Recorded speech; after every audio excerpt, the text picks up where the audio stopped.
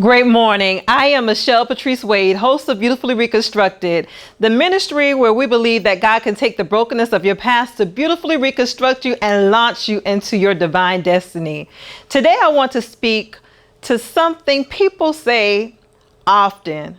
We suffer in silence. But the truth I've learned and the truth I've lived is that we don't suffer in silence at all. We suffer loudly. Not always with our words, but with our actions, with our choices, with the patterns we repeat, with the relationships we accept, with the pieces of ourselves we keep giving away because we don't believe we're worthy to keep them. For years, I hid my trauma behind a smile. I hid my pain behind accomplishments. I hid my heartbreak behind personality and performance. But even though my mouth was silent, my life was speaking loudly. Every destructive decision, every unhealthy connection, every moment I settled was really my pain trying to tell me what I was feeling. And that's exactly why I wrote my book, No Longer Satan's Whore, because I refused to keep allowing my wounds to surface in that way. And the book, I'm transparent, not to entertain you, but so that you don't keep bleeding quietly. Freedom is possible. Healing is possible, and you deserve both. If God could take the girl who hid everything and reconstruct her into the woman I am today, He absolutely can do it for you. And that's why we're here, to expose what tried to destroy you, to heal what broke you, and to rebuild what God created you to be. My past does not define me. Its purpose was to refine me. God, He took my broken pieces to transform and renew me. Now I'm beautifully reconstructed. Beautifully reconstructed. I'm beautifully reconstructed. Beautifully reconstructed. I am. Let's talk. Let's heal. Let's live. Welcome back. I am your host, Michelle Patrice Wade, and I want to ask you a question. What does starting over and scaling up look like for you? Well, today, our guest, Dr. Shannon Joy, is going to explain what that looks like for her and why she helps others do the same. Thank you so much for joining me, Dr. Shannon Joy. Of course. I'm so excited for this. Thank you so much for having me. Absolutely. We met not even a year ago at an event, and you were such a delight, you and your beautiful princess. And you sat at the table with my mother and I, and my grandmother and I, and we connected at that point. And although we've had conversations, I do not really know a lot about your journey. So I'm excited to hear that with my audience today. So I posed the question, what does starting over and scaling up look like? So tell us what that means for you. Yeah, for sure. So it's it's a large question at hand, right? But I guess if I had to summarize it, I would say starting over and scaling up means that you are willing to get out of your comfort zone and you're willing to grow and evolve, even if it's just little by little each day. So for me, I've kind of made this mantra in my head that I'm like, okay, every day I'm going to be 1% better than I was yesterday at something. And it doesn't always have to be big, it could just be little things. It could be whether it's relationships or business or your faith, just doing little things every day to get better in whatever aspect of life that is for you, I think helps you grow and evolve into the version of yourself that you're really intended to be. So I think that we all have a calling on our life for something, and it's different and unique for every person. And sometimes it's hard to see or know what that is, especially at a young age. I mean, nowadays there's so many options, there's so many things you can do in life, and I feel like sometimes we get caught up in the mundane. It's like just doing the daily, like how do we pay the bills, how do we get to work, do the meetings, do the things, bedtime routines, and I think ultimately like God has such a bigger plan for each of us. We just have to be willing to step out of our comfort zones and get there. And starting over and scaling up for me also has a huge component of um, humility and kind of setting your pride aside. So we are allowed to pivot. You're allowed to change your mind in life. And to be honest, I think we should. I think if you are the same person that you are, that you were 10 years ago today, that means that we really haven't had exposure to new people, new things, new situations. Like we're meant to grow and evolve and change our thoughts and opinions, and it's okay. But sometimes it's really hard to admit that, especially when you're very type A. And I've traditionally been that type A person. I've had timelines in my life for things, all of which God laughed in my face and is like, yeah, no, that's not going to happen the way you think it's going to happen. You're not Um, alone. no, right? But sometimes it's just allowing yourself to pivot when needed and to follow your calling. So that's a little bit of how I think about starting over and scaling up. One of the things that you mentioned is the fact that taking each day to make sure that you are better than you were the day before. And even if it's a small thing, one of the things that I was talking about this past week is the fact that if you make small steps of consistency, that they are so much better than big steps of inconsistency. So I value and appreciate that statement. Now, when you talk about your life's journey, and how you have been evolving. What took you to the place where you understood that it was not conducive for you to remain the same, that you needed to evolve, that it was productive to evolve? I heard you say that, we shouldn't be the same that we were 10 years ago, and I absolutely agree. However, oftentimes we don't understand that until we understand that. So Yeah. what brought you to that point?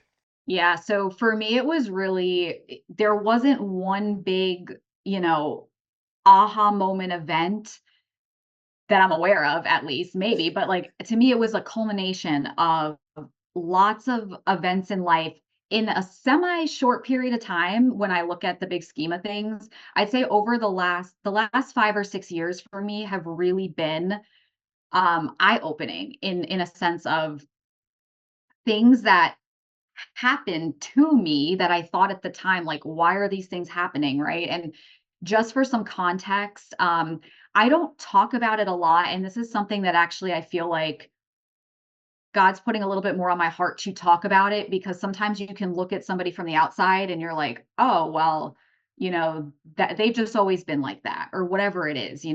And for me, for example, as a child, I was scared of like my own shadow, okay? Like literally public speaking, if you would have told me I would be on here with you right now, I would have laughed, I would have spontaneously combusted in the moment. Like I don't know what it would have been, but I was afraid to raise my hand in class.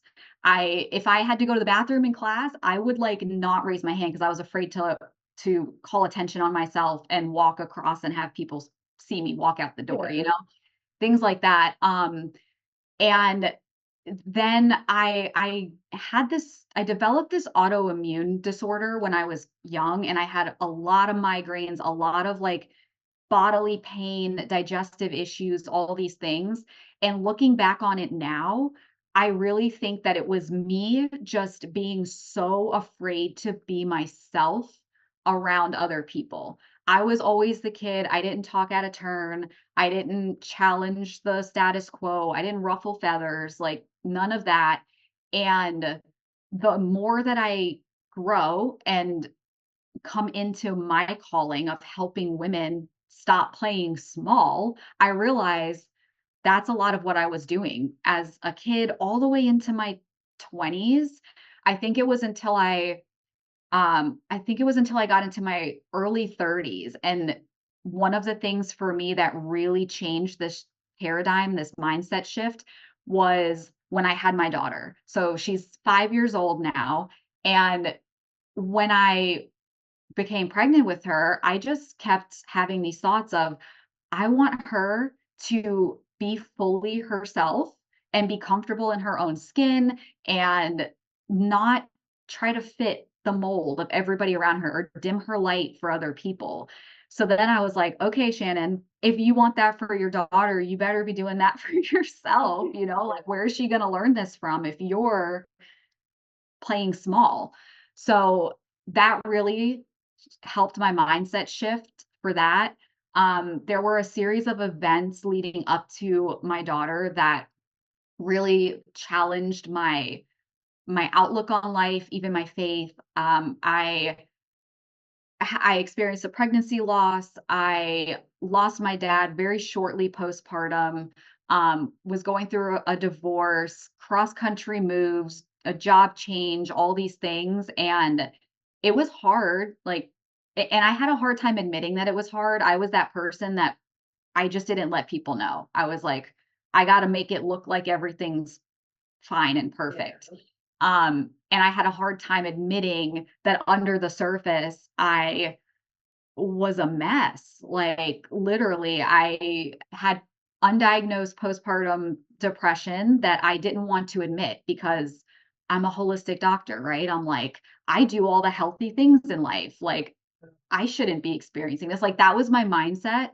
And so I just suffered in silence. And I don't think that that's okay for women. I think that we should be able to ask for help and have a support system around us for that without feeling pressured or ashamed, or that we shouldn't be experiencing what we're experiencing in that moment. So for me, it was a series of all of those things. And then coming out the other side of it, knowing that me plus the strength that God gives me can handle hard situations. And I think that over time just helps you know that, hey, there's a purpose in life. Like, I'm here to help people.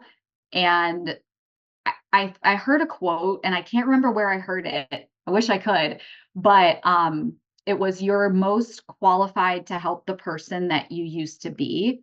So for me, I'm like, okay, I think I'm really here to help women who feel like they're capped in life, who feel like they're playing small, they have a calling, a purpose. Maybe they just don't know what it is, but I think I'm really here to help empower them to come into themselves and use their God-given talents to better the world. Absolutely. You know, the impact of your statement, talking about the fact, and even going back to the fact that you stated that you had pride. I think that sometimes we don't even realize that we're operating in pride. I know for me, I was very independent. And so that independency went into my relationship with God. So I dare not ask him for help. And I dare not ask anybody else for help. So I appreciate you sharing that and being so transparent, because I believe that a lot of us do that. You know, we hide where we are because of the shame. And once we release that shame and we come out to express our truth, it takes a weight off of us. And look at the great things that God and you are able to accomplish once you actually walk out that truth and heal from that truth. And Yeah. so, and I know that you're doing that not only for you, but for women. However, I want you to let us know what you do to help impact women's lives and help them find who they are, their calling, because you do a lot.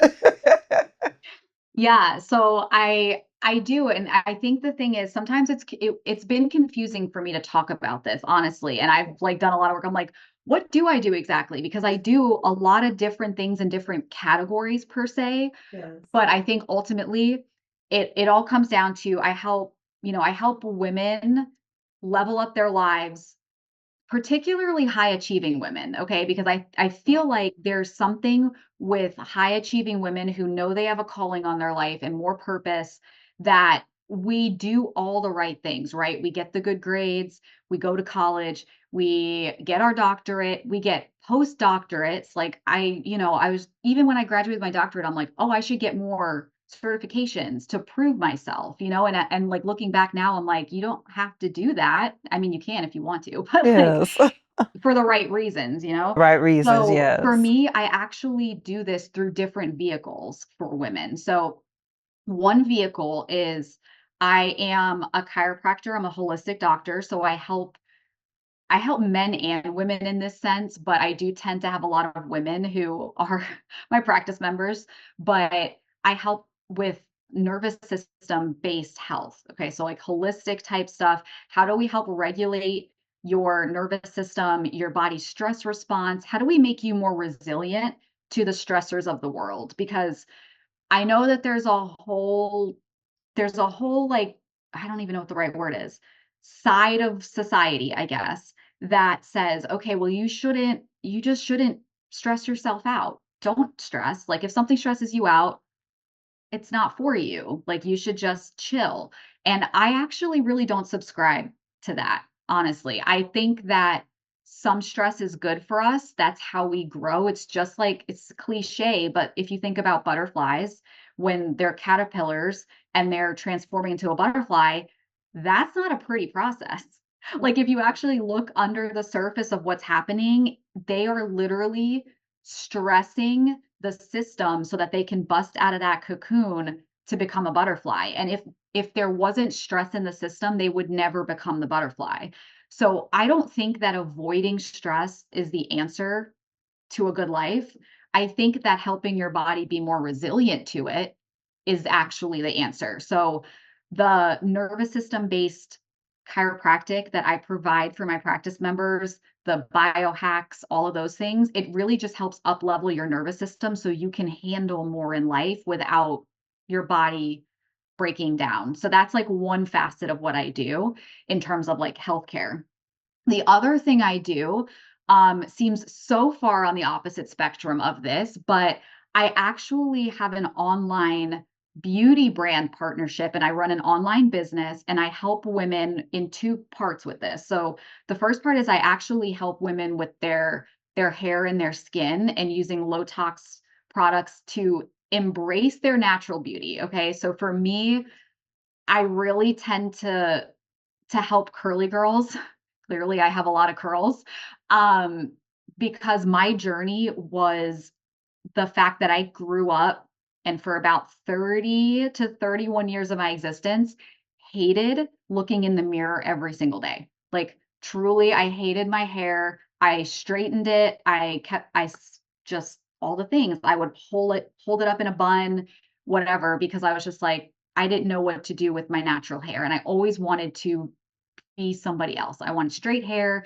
I would dye my hair just because so I don't know if you can see it in the camera, but I like have the silvers coming in, right? And I started Yes. having that happen pretty young. I think I was in my mid 20s. And I remember being so fragile about my own self-worth and self-confidence that somebody actually complimented me one day. They were like, "Oh," and this was a little bit, right? It wasn't a lot. There was a little bit of silver. And they were like, "Oh, that's kind of cool. Like that gives you some character. You have that gray there." And then I went into the bathroom and I cried for like 30 minutes. And it was a compliment. And I was so like just in my head and fragile about my own self-worth that I took it as, oh my God, somebody noticed I had great hair. And then I went and dyed my hair. So it was like, I just know how I felt. And I now want to help other women, again, embrace their natural beauty if they want. And I don't think there's anything wrong with dyeing your hair or straightening it. Like, I'm not saying that. I just mean, if you're doing it for the right reasons, if it makes you feel beautiful, makes you feel confident, then go for it. But if you're hiding from like self-hatred, that's where I think it's not healthy. So I help women in that realm too, repairing their hair and gaining confidence from that. And then there's another side of it where I also help women build businesses in the online beauty space as well. And I help them with, financial empowerment, building something for themselves. The amount of women that I've been able to watch their journey in terms of like coming in, having no confidence, not thinking that they can build something for themselves, and then they end up building financial independence and breathing room for their family and things like that. It's just been amazing. um so I know it's a really long answer, but basically I feel like I help women level up their lives in three different areas: health, business, and just with their own confidence based off of their outer hair and skin. Well, we needed to hear all of that, and all of that is so powerful. Of course, I appreciate the statement about the fact that if you are doing something, do it for the right reason. If you're covering self-hate, we don't need to do that. We need to walk in our God-given confidence. And I do notice your silver because I am jealous. I absolutely love your hair. My gray is being stubborn. It's just like in little sections, so it doesn't want to cooperate. I'm like, just go silver already. Transition period for sure. And at this point, I've let them go so much that I'm like, I don't. I don't want to say never. Like again, I'm never going to say that I'm never going to dye my hair because I don't know. One day I might just be bored and be like, let's do it. Yes. But there's definitely a transition period of like when you first starts, but then when you let it go, sometimes it's freeing in a sense to just be like, okay, this is what it is. Yes. It's beautiful. It is absolutely beautiful. Now, earlier you talked about the fact that you had to come into your own and walk in your confidence because you wanted to not only help other women, but you wanted that for your daughter. Now, I've met her and I believe that she is on her way to a life of boldness and confidence. How do you help mold that in Oh my her? gosh. I love that you said that because I make this joke in my head all the time. I don't say it to her, but I'm like, God literally gave me the perfect daughter because she teaches me so many lessons about life, truly. And if there's times where, I might be forgetting my own, confidence or self-worth or whatever it is, she quickly brings me back to reality. And I'll give you an example of a story. So we went to this paint, it was like a sip and paint mother-daughter thing. So it was for Halloween. It was little canvases of pumpkins and we were sitting next to each other painting these things. She was drinking a smoothie, I was drinking coffee, and I'm sitting there painting and I'm trying so hard to keep the paint all in the lines, right? And I'm so slow because y'all, I am not the arts and crafts mom either, just a heads up. Like I'm not that mom. So I'm sitting here struggling with my painting, and my daughter, her name is Bexley, she's sitting next to me and she's going and she's like about to be done and I've barely finished one section. So she just looked over and she was just like, Mom, are you going to be finished soon? And I was like, I'm going to try. Like, I'm trying to stay in the lines. And then she looks over me so serious and she goes, Mom, there's no rule. You don't have to stay within the lines. And like, to me, it was one of those moments that I was like, that's kind of like a life lesson. It Like, there is. really are no, like, you don't have to color within the lines. And we're taught so young that stay in the lines, make sure when you're writing, you don't go outside of this and color in here and follow these directions.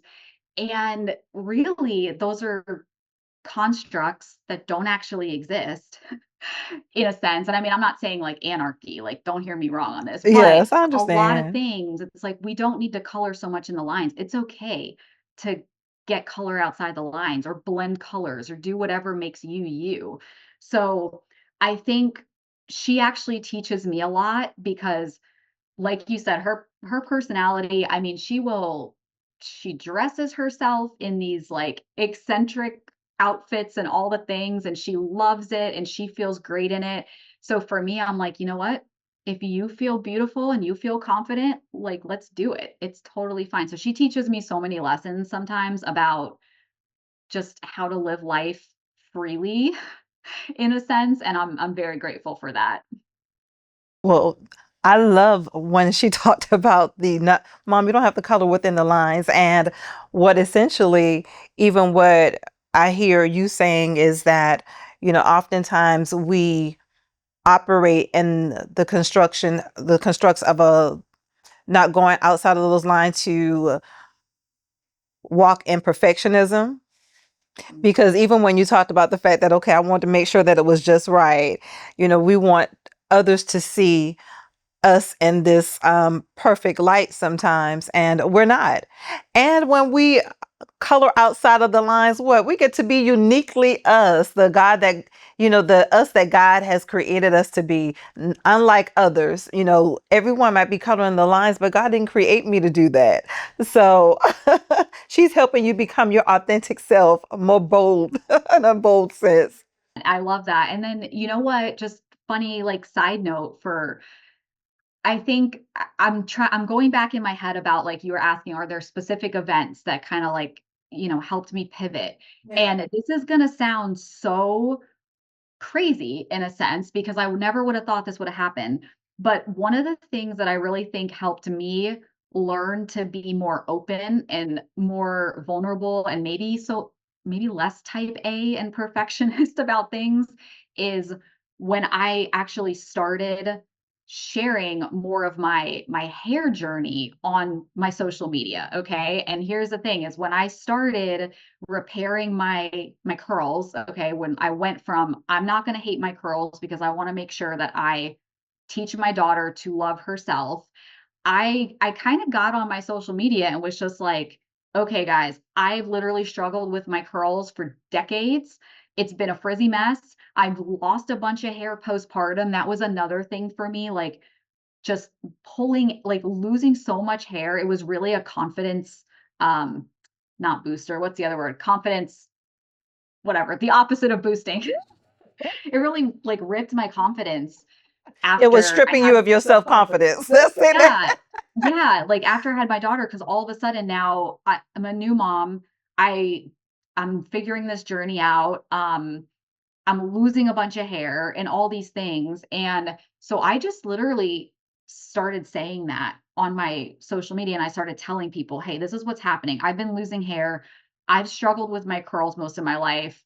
I'm trying to fix that. I want, whatever.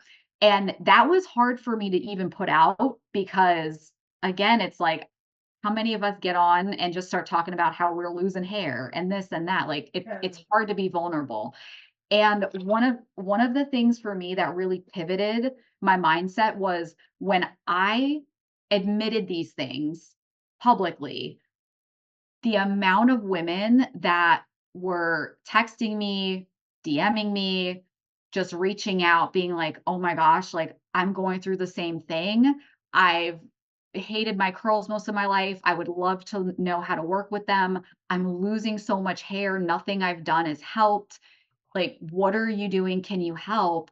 The amount of women that are silently going through all of these things was astonishing to me. And the fact that none of them talk about it, and I almost didn't talk about it, but then I was just like, I feel like I need to. And it was almost like people need permission to know that you're human, they're human, we're all going through these struggles.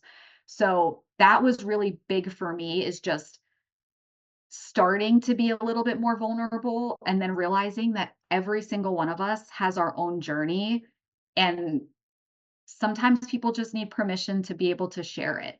So that was like a silly little thing where it was like, who would have known that talking about hair on social media would have really shifted my mindset to be like, share your story with people because other people might need to hear this for them. You know what, Shannon, when I think about the fact that if there's something that I've went through and it could help someone else, I often think about if I do not share it, then I'm being selfish. Because oftentimes when we, just like you stated, oftentimes when we share our truth, we give someone else the permission to be bold in theirs as well. And even if they don't do it the same way that we do it on social media, or but it even having that conversation with themselves, or or a friend, or whoever, whatever that looks like for them, it gives them that permission to do that, so that they walk in this new sense of confidence and their authentic identity. Because we Yeah. know that God has not given us a spirit of fear, but power, love, and of a sound mind. So if we are walking beneath that, then that's not our authentic identity. So that statement was factual, and I appreciate it so much because of the fact that oftentimes when we do come out of our shell and we break free out of our comfort zone and our shame, then we help others do the same. So as you've talked about your business, however, as we start to close, let me know, as well as the audience, how they can actually um, see you about your practice, as well as the business that you do as it pertains to hair and health. Yeah, for sure. So the best way is probably to connect with me on social media, as we're talking about social media. Yes. But that, because I put everything on there that I do, and I talk about the chiropractic and the health stuff all the way to the business and everything else. So my on Instagram, my handle is with Dr. Shannon. On TikTok, I'm the Curl Doctor Mom, and then on Facebook, I'm just my name, Shannon Joy. So connect with me on there. My DMs are always open. If people want to have a more like private conversation, that's fine too. But that's probably the best way to connect with me. Awesome. Well, it has been an amazing pleasure to have you on today and get to learn about your journey and your why. Now uh, because oftentimes we don't understand why someone is so passionate about what they do. And so I appreciate you as another woman, helping other women find their authentic self. So thank you for all that you do. I appreciate you. Thank you. Thank you. And I just want to say before we hop off, like I appreciate you too, and like reading your book and everything, and the fact that you also are being super vulnerable and transparent about your life. And I think it just helps so many people, even if people don't say it to you, but I want to say it to you. I'm like, I want to Oh, say it that I appreciate your transparency too, because that's I think that's part of what God wants for all of us is to, if we've gone through something, to be a light to help other people, to help them as well. Like it's not just us, even though sometimes it feels like it is, and sometimes we're like, yes. it's not. What is my story going to do? Like, who cares if I share this with the world? Well, your story moved me reading your book, and now and who knows how many other women are going to see your story and know that they can pivot at any moment in their life too. So thank you. I just wanted to say that. Thank you so much for sharing that with me. I didn't expect that because this was about you. So I appreciate that. Well, I know, but I want it. See, and that right there, I want you to know too, you are very appreciated and you're helping so many women. And I love this platform that you have as well. So I appreciate you. Thank you. Thank you again for joining me. I appreciate it. And I look forward to additional conversations, even behind the scenes, so that maybe we can partner together to do some things to impact women even the more. That would be amazing. I love that. Awesome.